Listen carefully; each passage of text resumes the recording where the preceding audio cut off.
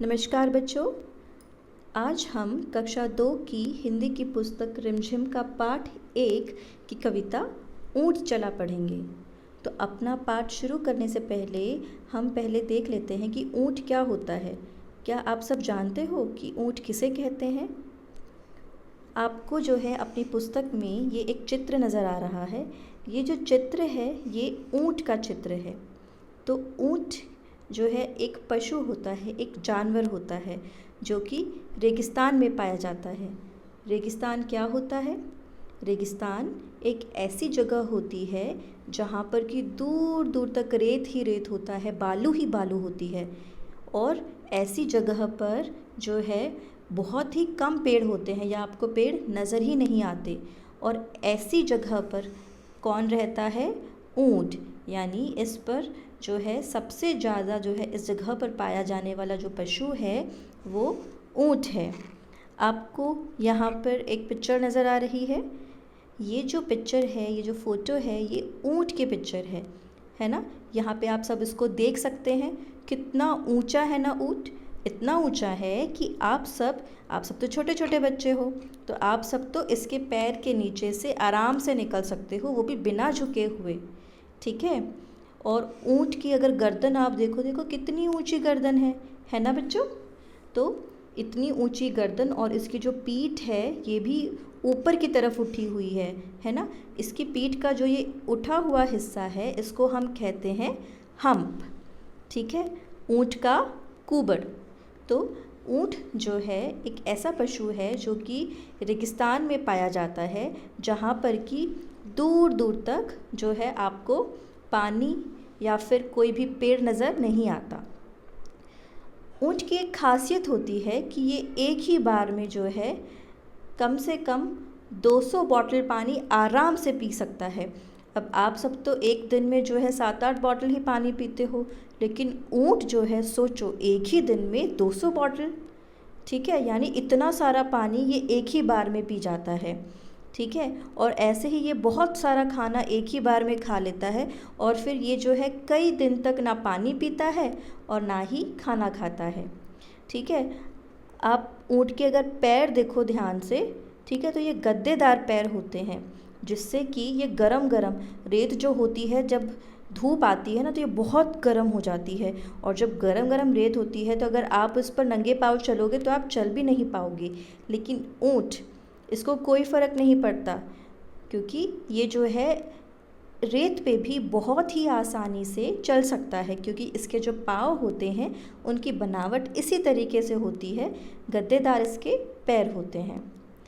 और इसकी जो गर्दन होती है ये भी बहुत ऊंची है ना। हमारे यहाँ पर राजस्थान के अंदर जो है, यानी भारत के अंदर जो है राजस्थान में जो है ऊँट पाए जाते हैं।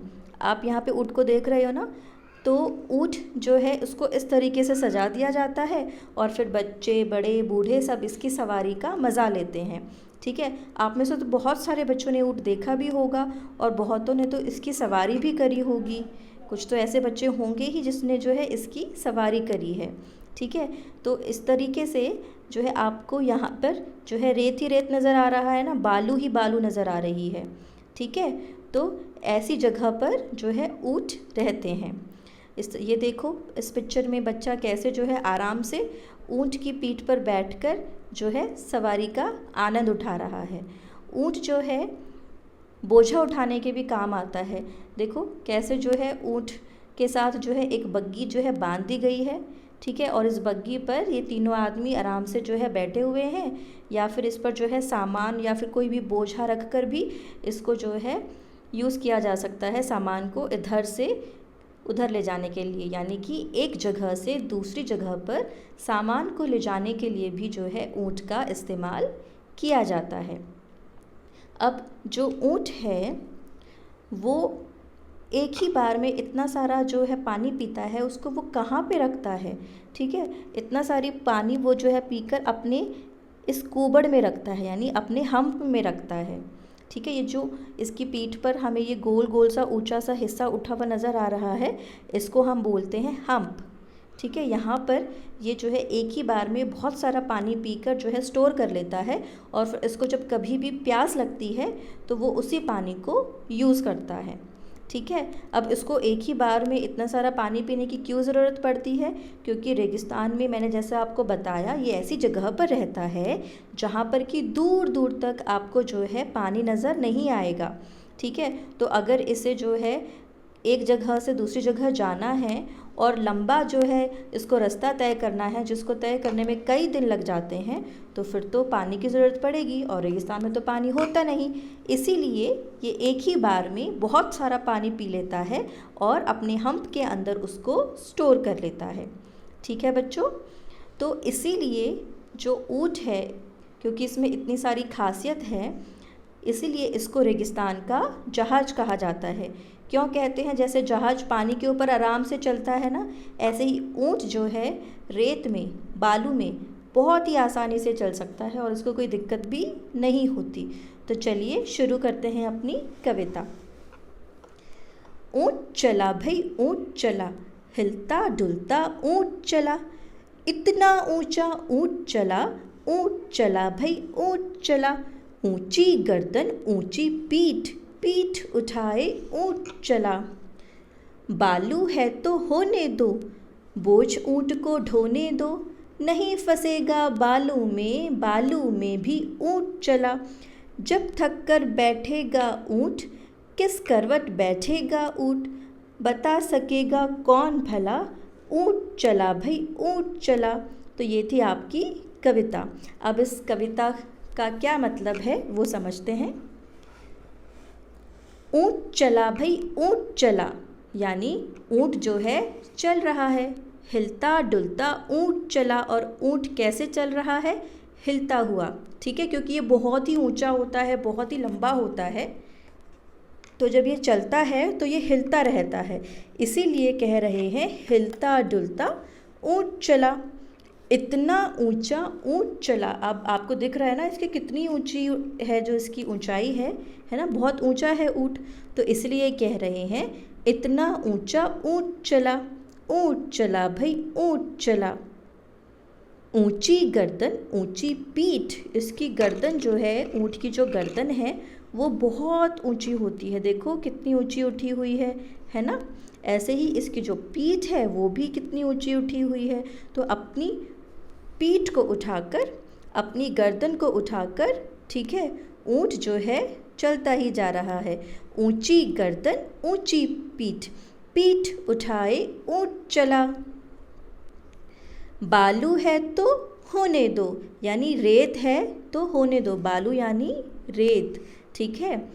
तो रेत है तो होने दो, बोझ ऊँट को ढोने दो।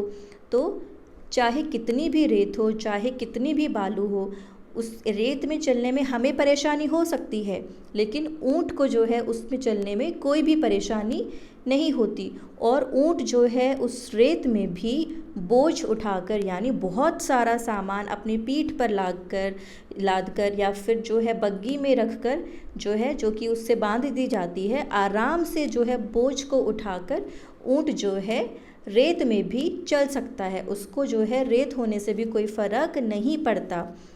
नहीं फंसेगा बालू में, नहीं फंसेगा बालू में भी ऊँट चला। तो जो ऊँट है, क्योंकि इसके पैर गद्देदार हैं और इस तरीके से बनाए गए हैं कि इसके पैर जो है बालू में यानी रेत में भी नहीं फंसते। तो जब पैर रेत में भी नहीं फंसते तो ये आराम से रेत के ऊपर भी चल सकता है। अगर हम रेत के ऊपर चलेंगे ना तो हमारे जो पैर हैं वो रेत के अंदर धंस जाएंगे, ठीक है, हमें चलने में बहुत दिक्कत होगी। लेकिन ऊँट जो है एक तो इतना ऊंचा है और कुछ उसके पैरों की बनावट जो है इस तरीके से है कि ना उसको रेत में गर्मी लगती है, गरम गरम रेत अगर होती है तो उसके पैर जलते भी नहीं हैं, और वो बहुत आराम से जो है बालू में चल सकता है। जब थक कर बैठेगा ऊँट, किस करवट बैठेगा ऊँट। तो जब ऊँट थक जाएगा तो किस करवट बैठेगा, यानी ये कहना चाहते हैं कि जब ऊँट थक जाता है और बैठता है तो कोई भी नहीं कह सकता कि ऊँट जो है किस करवट बैठेगा, ठीक है, वो राइट साइड बैठेगा या फिर लेफ़्ट साइड की करवट लेके बैठेगा, कोई भी नहीं कह सकता। तो अगर कोई ऊँट की पीठ पर बैठा हुआ है तो जब ऊँट बैठने लगता है तो बहुत उसको कस के पकड़ना पड़ता है और ध्यान रखना पड़ता है क्योंकि हम जो है नहीं कह सकते कि ऊँट जो है लेफ़्ट साइड की तरफ बैठेगा या राइट साइड की तरफ बैठेगा, और अगर हमने सावधानी नहीं बरती तो हम गिर भी सकते हैं। बता सकेगा कौन भला ऊँट चला, भाई ऊँट चला, ये तो कोई भी नहीं बता सकता कि जब ऊँट बैठेगा तो वो कौन सी करवट लेकर, यानी वो किस तरफ से, यानी किस साइड से बैठेगा, ये कोई भी नहीं बता सकता। ऊँट चला भाई ऊँट चला, ठीक है। और जो ऊँट है वो बालू में भी जो है आराम से जो है चलता ही जा रहा है। तो ये थी हमारी कविता। अब अगली वीडियो में हम इसके क्वेश्चन आंसर्स करेंगे।